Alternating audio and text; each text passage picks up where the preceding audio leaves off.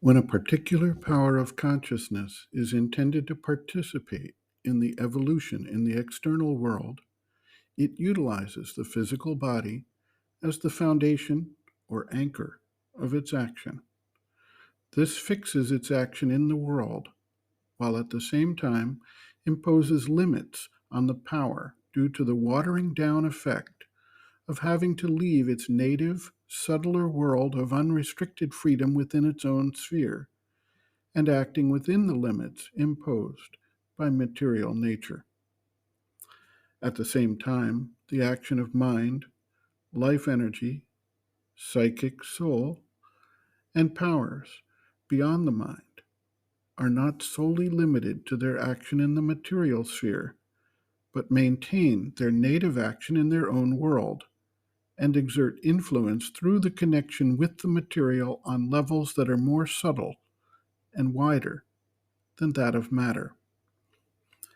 It is possible for the seeker to become aware of these subtler levels of action and interaction as the awareness becomes more refined and is trained to observe and understand actions which normally take place as something of a mystery for most people. Much of what we term coincidence or simultaneity is actually an occult interaction taking place to impact the life with influences from these other planes of existence and powers of action. Sri Aurobindo observes, quote, "Everything has a physical part. Even the mind has a physical part. There is a mental physical, a mind of the body, and the material. So the emotional being has a physical part.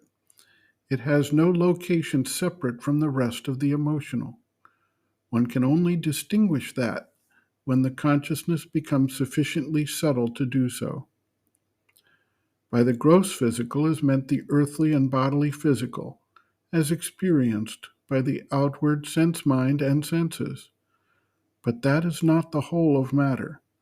There is a subtle physical also, with a subtler consciousness in it, which can, for instance, go to a distance from the body and yet feel and be aware of things in a not merely mental or vital way. The physical nerves are part of the material body, but they are extended into the subtle body, and there is a connection between the two." End quote. Reference Sri Aurobindo and the Mother, Our Many Selves, Practical Yogic Psychology, Chapter 2, Planes and Parts of the Being, pages 15 to 16.